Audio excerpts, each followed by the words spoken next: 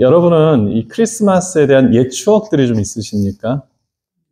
다 있으실 거라고 생각이 되는데, 저에게도 이 크리스마스의 옛 추억들이 있습니다. 대표적으로는 이 새벽송을 도는 그 시간들이 참 많이 기억에 남습니다. 추운 겨울날 새벽 어둠을 깨고 아름다운 성탄 찬양으로 그 동네를 울리게 하는 그 찬양 소리, 또 함께 그것을 준비하고, 또 커피를 준비하든지 보리차 이런 것들 준비하면서 나누면서 다녔던 그 시간들이 많이 기억에 납니다. 또는 크리스마스 카드를 만드는 거죠.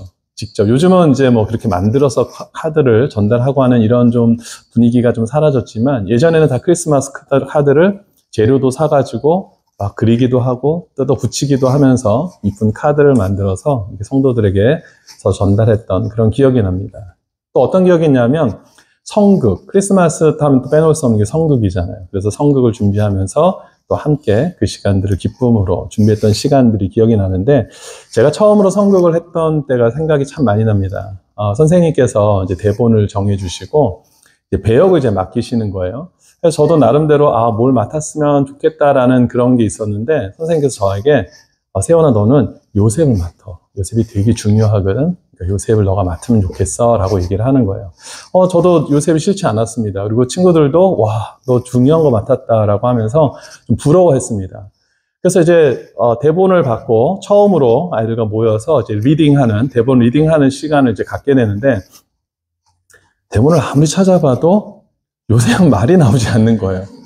이따금씩 요셉이 딱 등장을 합니다. 그럼 보면은 괄호를 딱 해서 이때 요셉은 하늘이 무너져 버리는 표정으로 일관한다. 이런 표정, 이런 표정에 관한 거. 또 뒤에 가서 요셉이 나서 딱 보면은 되게 심각한 고뇌하는 표정으로 얼굴을 찌푸린다. 이런 예를 들어 이런 것만 있는 겁니다. 그래서 저는 그래도 열심히 그 표정 연습을 많이 했습니다. 하고 성극 당일이 돼서 성극을 했는데, 어느 누구도 저의 표정에 관심을 갖는 분이 아무도 없는 거예요. 이럴 줄 알았으면 차라리 말에 탈을 쓰고 마구간에 앉아있는 게 훨씬 나을 뻔했습니다. 아무도 보지 않는 그 표정, 그 연습하느라고 제가 정말 며칠을 그렇게 고생했던 기억이 나는데, 그래서 성경을 참 찾아봤습니다. 요셉은 정말 아무 말도 안 했을까? 그랬더니 여러분, 오늘 봉독하신 내용처럼 요셉은 말을 합니까? 하지 않습니까? 말을 하지 않는 거예요. 아무 말이 없습니다. 이 예수님의 탄생 기록이 마태복음에만 있지 않고 누가복음에도 있죠. 그래서 누가복음을 한번 찾아보면 누가복음은 더 합니다. 1장에서는 요셉이 등장하지도 않아요. 2장에 가서 등장을 하는데, 어떤 내용으로 등장을 하는가? 2장 3절, 4절, 5절 말씀을 한번 쭉 읽어보겠습니다. 시작.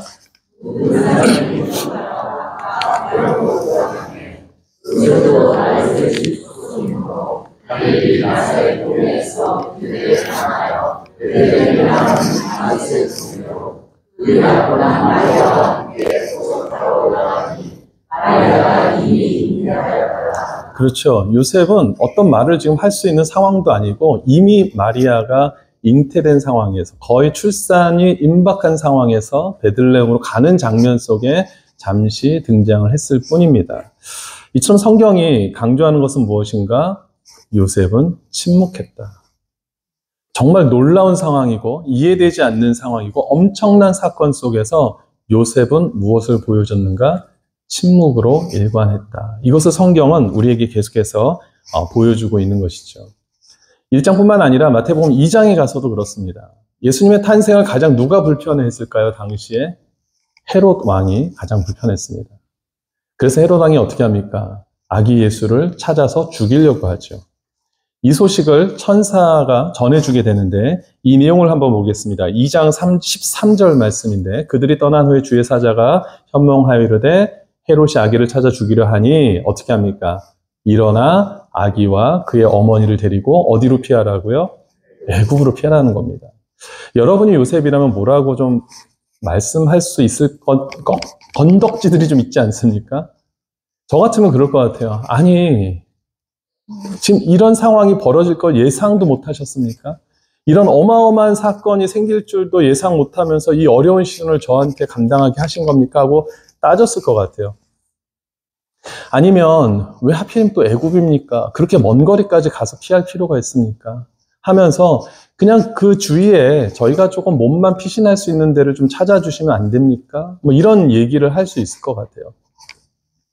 저도 옛날에 우리 첫째 아이가 태어나고 신생아를 데리고 처음으로 외식했던 때가 생각이 나는데, 이 아이를 그 칼시트에 실어놓고 외식을 하는데 이게 지금 밥이 코로 넘어가는지 입으로 넘어가는지 알 수가 없습니다. 막 서둘러서 빨리 마무리하고 그냥 집으로 왔던 기억이 납니다. 여러분들도 아마 그런 기억들이 있죠. 신생아 어린애를 데리고 어디를 간다는 것이 결코 쉬운 일이 아닌데, 요즘 세상에도 쉽지 않은데 2000년 전에 그 시절에, 그리고 베들레헴에서 이스라엘까지 간다. 이스라엘에서 애굽으로 간다. 이건 도무지 말이 되지 않잖아요. 너무나 힘든 일이지 않습니까? 분명히 하나님 앞에 컴플레인을 했을 만도 한데 요셉이 어떻게 합니까? 마태복음 2장 14절을 보니까 그와 어머니를 데리고 애굽으로 그냥 떠나갔다. 침묵으로 일관한 모습을 보게 됩니다. 그리고 시간이 좀 흐릅니다. 그리고 나서 헤롯이 죽어요. 그러니까 또 어떻게 합니까? 주의 사자가 또 현명하여서 말을 하죠. 21절 말씀입니다. 헤롯이 죽은 후에, 죄송합니다. 19절. 헤롯이 죽은 후에 주의 사자가 애굽에서 요셉에게 현명하여 이르되 어떻게 합니까? 다시 이스라엘 땅으로 가라는 겁니다. 여러분, 요셉이라면 어떻게 하겠습니까? 그냥 또 아무 말 안 하고 가실래요?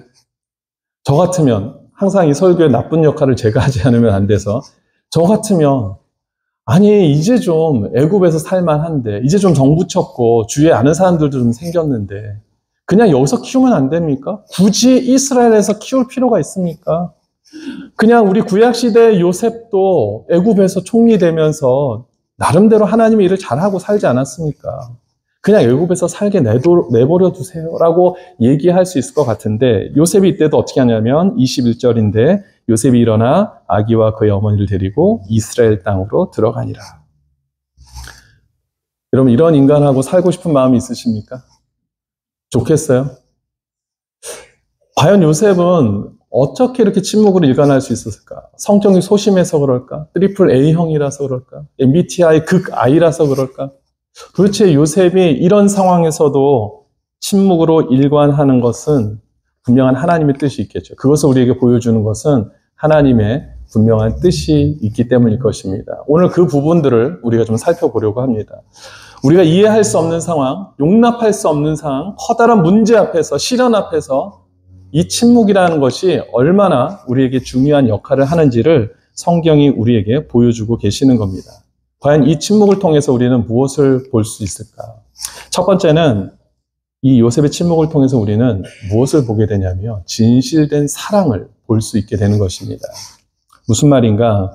여러분, 이 사건이 발생했던 상황을 조금 더 구체적으로 우리가 좀 살펴보면 오늘 본문 18절 말씀을 보니까요, 마리아와 요셉이 어떤 관계였는지를 우리에게 소개하고 있죠. 어떤 관계였습니까? 약혼은 했지만 동거는 하기 전이다. 아마 여러분, 성탄절을 한두 해를 거치신 것이 아니니까 이 당시에 이런 결혼 제도에 대해서 한두 번쯤은 다 들어보셨을 거라고 생각이 됩니다. 유대인들의 결혼의 그 패턴이 뭐냐면 혼인을 먼저 하게 되죠. 그러면 이미 법적으로는 효력을 갖게 됩니다. 부부로서의 효력을 갖게 됩니다. 그래서 함부로 파혼을 할 수가 없습니다. 하지만 1년이라는 시간 동안은 함께 동거할 수 없는 그런 룰이 있습니다. 그리고 1년이 지나서 비로소 정식 혼인을 하게 되고 그 뒤에 동거를 하면서 같이 살 수 있게 되는 거죠. 그러니까 지금 약혼은 했지만 법적으로는 부부가 인정이 되지만 아직 마리아는 처녀의 몸으로 있었다는 것을 성경은 우리에게 강조하고 있는 것입니다. 그런데 이 처녀의 몸으로 있어야 될 마리아의 몸에 임신한 징조가 나타난 거예요. 그럼 요셉의 입장에서는 어떻게 생각할까요? 당연히 마리아가 외도를 했구나. 나 말고 혼의 관계를 통해서 아이를 뵌 게 분명하구나. 얼마나 낙심되겠습니까? 얼마나 실망하겠습니까? 자, 그러면 이런 경우 어떻게 해야 되죠? 어떻게 해야 됩니까? 파혼, 그렇죠.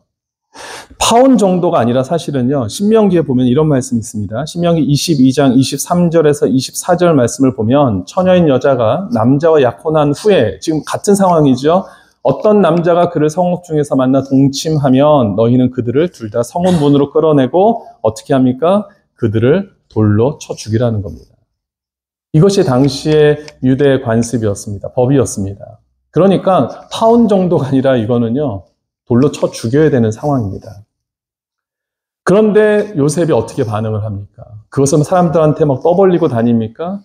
그렇지 않죠. 19절 말씀, 본문 19절 말씀을 보니까 그를 드러내지 아니하고 가만히 끊고자 하여 이를 더 키우려고 하지 않습니다. 그냥 정말 아까 누군가가 말씀하신 것처럼 파혼 증서를 써주고 조용히 이 일을 끝내려고 하는 모습을 보이는 것이죠. 이것이 어떻게 가능한 일이겠습니까? 요셉이 마리아를 어떻게 하기 때문에 정말 진실되게 사랑하니까. 이 마리아가 비록 자신을 배신하고 다른 남자를 만났지만 그 모든 것들까지 품고 싶어하는 요셉의 마음이 있었다는 것입니다. 진실된 사랑이 요셉의 침묵을 통해서 우리에게 소개되고 있는 그런 장면이죠. 그러니까 요셉의 침묵을 통해서 우리는 무엇을 알 수 있냐면 침묵은 곧 사랑의 표현이 될 수 있다는 것을 우리는 보게 됩니다. 한번 따라해 보겠습니다. 침묵은 사랑입니다. 여러분, 우리가 말을 많이 한다 그래서 사랑이 표현되는 것은 꼭 아니죠. 우리 그런 말 있잖아요. 아, 저 사람 말만 잘해. 뭐 이런 얘기 있지 않습니까? 말로만 사랑이 표현되는 게 아니라 오히려 침묵이 진실된 사랑을 우리에게 표현할 수 있다는 증거가 됩니다. 우리가 삶 가운데 참 많은 어려움이 있고 문제가 생기고 뭐 이럴 때 말로 무엇인가를 막 해결하려는 분들이 주위에 계실 수 있습니다. 말을 참 많이 해요. 이런 말 저런 말. 나름대로 좋은 제안도 될 수 있고 지혜도 될 수 있지만은 여러분, 그것이 오히려 하나님에 대한 신앙을 바로 가로막고 방해할 수 있다는 사실을 여러분 기억하셔야 됩니다. 그것이 무슨 의미인가? 욥기서를 한번 보면 욥기서가 총 42장으로 되어 있습니다. 꽤 많은 분량입니다. 그런데 내용은 사실 굉장히 간단해요. 그 모든 내용은 1장과 2장 안에 다 기록이 되어 있습니다. 그래서 욥기서 1장, 2장은 이 전체 내용의 사건의 발단, 그 다음에 사건의 어떤 개요들을 다 담겨져 있다라고 보시면 되는데, 그럼 3장부터 이 42장 사이에 어떤 일이 벌어지느냐? 그 가운데 3장부터 37장까지 이 욥과 욥의 친구들의 대화로 다 이루어져 있습니다. 거기서 친구들이 이런저런 얘기를 하잖아요. 뭐 나름대로 신앙의 권면도 하고 덕담도 하고 조언도 하고 나름대로 정의를 외치기도 하고 뭐 나름대로는 필요한 이야기라고 하는 것들 다 꺼집어서 3장부터 37장까지 나옵니다. 그 가운데 사실 좋은 얘기들이 많이 담겨져 있습니다. 그런데 38장에 가서 드디어 하나님이 나타나세요. 뭐라고 나타나시냐면, 그래 욥아, 너 그동안 참 수고했다. 너 정말 이해할 수 없는 일들을 너무나 잘 감당하고 있었어. 이렇게 격려하고 위로하는 것이 아니라 38장 말씀을 보면 2절 말씀을 보겠습니다. 같이 읽어볼게요. 시작. 욥의 입장에서는 하나님이 나타나셨어요. 그럼 자신을 좀 위로해 줄 줄 알았는데 그게 아니라 오히려 무지한 말로 너의 생각을 어둡게 하는 자가 누구냐. 위로받으려고 했다가 아주 하나님의 책망을 받는 지금 그런 상황이 됐습니다. 그러니까 지금 무엇을 얘기합니까? 그 친구들의 교훈, 그런 나눔, 이런 것들이 다 무익했다라는 것을 지금 이 얘기를 하는 것이죠. 너희들이 아무리 그런 얘기들을 머리를 맞대고 얘기를 해봤자 풀 수 없는 일이야. 오히려 그것이 하나님의 하나님됨을, 하나님의 생각을 방해할 수 있는 것인지를 왜 너희들 모르고 있니? 라고 지금 그렇게 이야기를 하고 있는 것이죠. 이것은 우리 일상으로 적용을 할 때도 동일합니다. 우리 안에 어떤 문제가 생깁니다. 어떤 시련과 고통의 시간이 생길 수도 있습니다. 근데 그것을 우리의 지혜와 생각을 가지고 자꾸만 무엇인가를 서로 간에 그것이 정답인 것처럼 얘기를 하고 그것으로 말로 풀어내려고 하다 보면 오히려 하나님의 뜻을 우리가 놓칠 수 있다. 하나님의 생각을 오히려 방해할 수 있다. 하나님의 계획을 우리가 스스로 무너뜨릴 수 있다. 그것을 우리가 기억할 수 있어야 됩니다. 성경은 우리에게 어떤 문제 앞에서 말을 많이 하라고 얘기하지 않습니다. 오히려 말을 적게 하고 말을 절제하라고 얘기를 하죠. 잠언 10장 19절 말씀을 보니까 말이 많으면 무엇을 면하기 어렵습니까? 허물을 면하기 어렵다는 거예요. 그래서 그 입술을 제어하는 자가 지혜가 있다라고 말씀하고 있습니다. 왜 그렇습니까? 왜 말을 제어해야 되죠? 야고보서 기자의 말씀처럼 우리는 다 말에 허물이 많기 때문에. 우리가 다 실수가 많기 때문에 우리는 말을 제어해야 된다는 겁니다. 잠언 17장 28절에서도 이런 말씀이 있습니다. 미련한 자라도 어떻게 하면 지혜로운 자로 여겨진다고요? 잠잠하면 지혜롭게 여겨진다라는 겁니다. 그의 입술을 닫으면 오히려 슬기로운 자로 여겨진대요. 그런데 오히려 무엇인가 아는 척하고 내가 이것을 해결할 수 있는 것처럼 내 의견을 자꾸만 내기 시작하면 오히려 사람들은 지혜롭게 여기는 것이 아니라 말만 많구나. 이렇게 된다라는 겁니다. 그래서 오히려 이럴 때일수록 잠잠하라고 얘기를 하고 있습니다.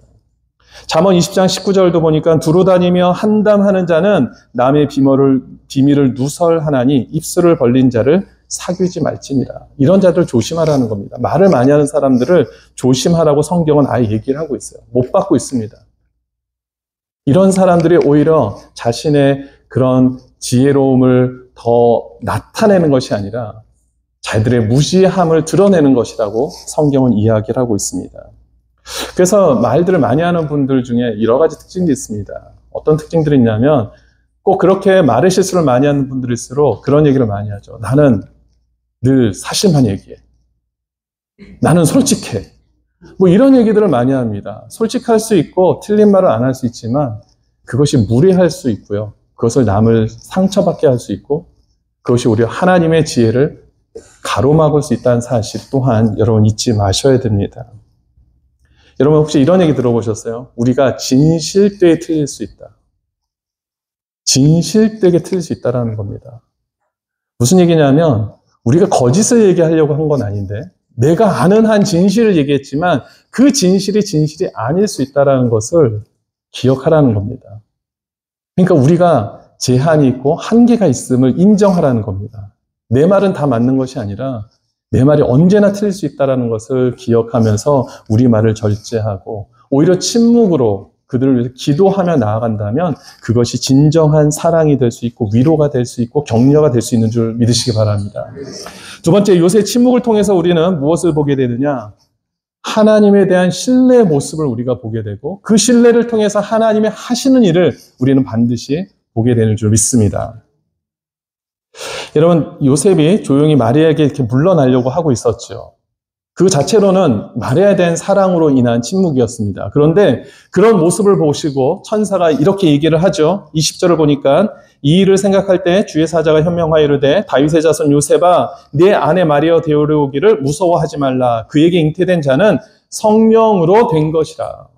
너가 생각하는 것처럼 그렇게 인간의 생각처럼 어떤 다른 사람에 의해서 임신한 것이 아니라 성령으로 잉태된 거야. 근데 이 잉태된 아이가 누구냐? 21절 아들을 낳으니 이름을 예수로 하라. 이는 그가 자기 백성을 그들의 죄에서 구원할 자다. 구약의 선지자들이 그렇도록 기다리고 예언했던 그 메시아가 바로 마리아를 통해서 낳을 바로 그 아이야. 예수란 말이야. 지금 그 얘기를 하는 겁니다. 전무후무한 그 이야기를 들었던 요셉이 그것을 사실 받아들이기가 너무 어려웠죠. 하지만 이때에도 요셉은 침묵하며 그 천사의 말을 따르는 겁니다. 이것은 무엇을 의미합니까? 하나님의 말씀에 대한 절대적인 신뢰를 이야기를 하는 겁니다. 요셉뿐만 아니라 마리아도 마찬가지였습니다. 어떻게 보면은 요셉보다 마리아가 더 속이 타들어갔을 수 있죠. 자신은 무고한데 나는 정말 아무 죄도 짓지 않았는데 어떻게 내 몸에서 아이가 생겨날 수 있냐라는 거죠. 어떻게 이 일을 약혼남에게 설명할 것이며 어떻게 이 일을 우리 가족들에게 설명할 것이며 주위 있는 사람들에게 얘기해봤자 도무지 믿지 않을 텐데 나는 어떡하라고 이런 마음이 왜 없겠습니까? 그래서 천사가 그 수태고지를 했을 때 누가복음에 보면은 마리아가 이렇게 얘기를 합니다. 나는 남자를 알지 못하는데 어떻게 이 일이 이루어질 수 있습니까? 라고 오히려 질문을 하죠. 반문을 합니다. 그때 천사가 다시 자초지종을 설명하고 나니까 누가복음 1장 38절에 보니까 마리아가 뭐라고 얘기합니까? 주의 여종이오니 말씀대로 내게 이루어지이다. 주의 여종이오니 말씀대로 내게 이루어지이다. 자신을 주의 종이라고 표현합니다. 나를 주님의 도구로 사용하시는 것이라면 기꺼이 감당하겠습니다. 얼마나 감사한 일입니까?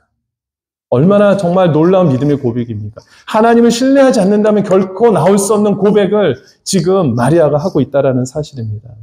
따라서 여기서 보여주고 있는 요셉과 마리아의 침묵은 결국은 하나님에 대한 신뢰. 나의 모든 것들을 내려놓고 하나님만 절대적으로 신뢰하겠습니다. 주님의 뜻이라면 제가 순종하겠습니다. 그것을 우리가 보게 되는 것이죠. 우리 한번 따라해 보겠습니다. 침묵은 하나님에 대한 신뢰입니다. 이 신뢰가 있어야만 결국은 하나님의 놀라운 일을 볼 수 있는 것이죠. 요셉이 만약에, 마리아가 만약에 침묵하지 아니하고 이런저런 이유를 대고 그 말씀에 순종하지 않았다면 오늘 우리가 지금 이러한 예수님의 탄생의 모습을 볼 수 있었겠습니까? 뭔가 다른 또 방법으로 하나님께서 역사하셨겠지만 이 내용들을 우리가 볼 수 없었겠죠. 그런데 침묵이 있었기에 우리가 예수 그리스도의 탄생을 오늘날 우리가 기뻐할 수 있는 줄 믿습니다. 성경은 우리에게 분명히 말씀하고 있죠. 이사야서 55장 8절과 9절 같이 한번 읽어보겠습니다. 너무 중요한 내용인데 이사야서 55장 8절과 9절 말씀 우리 같이 제가 먼저 봉독을 하겠습니다. 이는 내 생각이 같이 읽어보겠습니다. 시작. 이는 내 생각이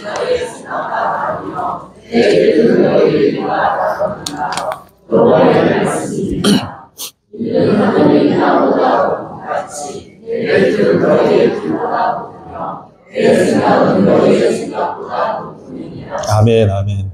제가 여러분들이 좀 성도님들 이해해 주셔야 되는 게 제가 이제 자막을 좀 미리 보내드리긴 하는데 제가 라스트 미닛까지 좀 설교를 정정하다가 보면은 순서가 막 바뀌어요. 그래서 우리 집사님이 지금 굉장히 애로를 겪고 있습니다. 애로 사항을 겪고 있는데 여러분들이 넉넉하게 이해해 주시면 좋겠습니다. 그래서 제가 오늘도 좀 순서를 너무 많이 바꿔가지고 죄송한데 여러분 이사야서에서 강조하고 있는 것이 무엇입니까? 너희 생각과 나의 생각은 어떻다? 같다? 틀리다? 틀리다.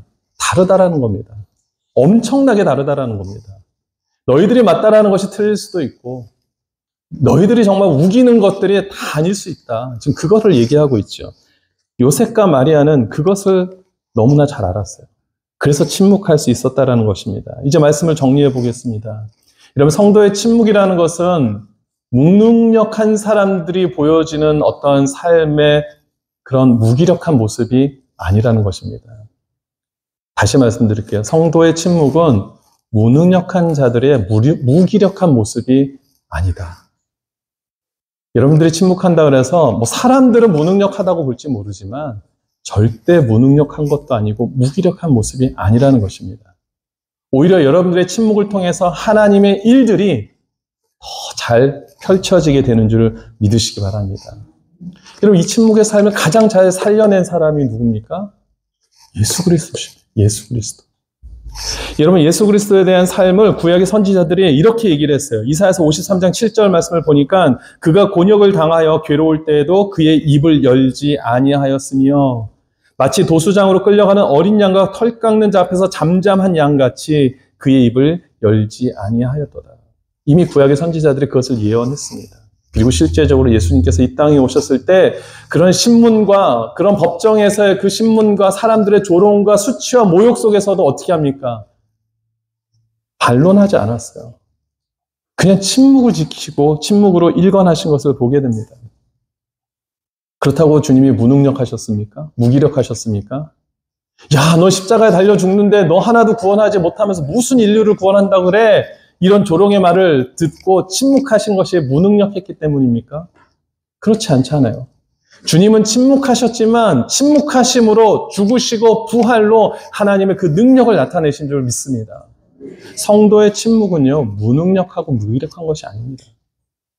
하나님의 하나님 되심이 나를 통해서 나타내는 중요한 시간이 되는 줄 믿으시기 바랍니다. 여러분 시편 39편 9절의 말씀을 보면 이런 말씀이 있죠. 같이 한번 읽어볼까요? 시작. 내가 잠잠하고 아멘, 아멘. 우리가 침묵하는 이유가 뭐라고요? 주께서 일을 행하신 까닭이다. 주께서 이루시는 일들이 있다는 겁니다. 나를 통해서 또 이 상황을 통해서 모든 사람을 통해서 하나님은 하나님의 일을 행하시기 때문에 내가 뭔가를 한다고 해서 되는 것이 아니라 나는 그 모든 것들을 주님께 맡긴다. 지금 그 고백 아닙니까? 주가 하신다라는 겁니다. 제가 좋아하는 찬양 중에 이런 찬양이 있습니다. 주가 하시리라, 주가 하시리라, 크신 능력으로 주가 하시리라. 주가 하시리라, 주가 하시리라, 크신 능력으로 주가 하시리. 아멘. 주님이 하신다라는 겁니다. 그것을 정말 신뢰하는 사람들은 오히려 침묵하면서 주님의 뜻을 구하며 주님의 뜻이 이루어지기를 기다리는 줄 믿습니다. 그러면 어떻게 됩니까? 이런 찬양으로 고백하는 사람들은 그 다음에 어떤 찬양이 나올 수 있을까요? 너희는 가만히 있어 주가 하나님 됨할지어다.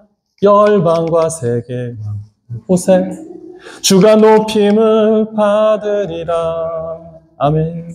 사랑합니다 내 아버지, 찬양합니다 내 마음과 다하여. 예, 이렇게 우리가 주님이 하시는 일을 기억하는 자들은 모든 것을 주님께 맡기게 되고 우린 가만히 있게 되는 겁니다. 신뢰하게 됩니다. 그리고 그렇게 신뢰하며 하나님께서 하시는 일들을 기대하는 자들은 하나님을 찬양한다고 찬양하고 경배하고 예배할 수밖에 없는 줄 믿습니다. 우리의 거꾸로 제가 불렀던 찬양을 거꾸로 다시 해볼게요. 우리가 왜 사랑합니다, 찬양합니다, 경배합니다 못합니까? 왜 진정한 예배자가 되지 못합니까? 하나님께 맡기지 못하니까. 하나님의 하신 일들을 우리가 신뢰하지 못하니까. 내가 어떻게 해보려고 하니까 찬양이 막히고 예배가 막히는 거죠. 기도가 막히는 거죠. 그런데 기도가 찬양이 나오려면 주님이 하시는 일들을 우리가 기대하고 바라보고 하나님이 하시는구나, 그거를 믿고 나아간다면 우리는 하나님의 놀라운 일들을 보게 되는 줄 믿습니다. 요셉과 마리아의 침묵을 통해서 예수 그리스도가 이 땅에 처녀의 동정녀의 몸으로 이 땅에 오실 수 있는 것을 우리가 볼 수 있었던 것처럼 저와 여러분들이 어떤 상황 속에서도 말을 많이 꺼내기보다 말을 절제하고 침묵하며 하나님의 뜻을 구하며 나아갈 때 우리는 하나님의 놀라운 일들을 보게 되는 줄 믿습니다. 우리는 그 놀라운 일들을 바라보며 또 주님을 찬양하고 기뻐하며 예배하며 나아갈 수 있는 우리 더 블레싱 교회의 모든 성도님 되시기를 주님 이름으로 축원드립니다. 아멘.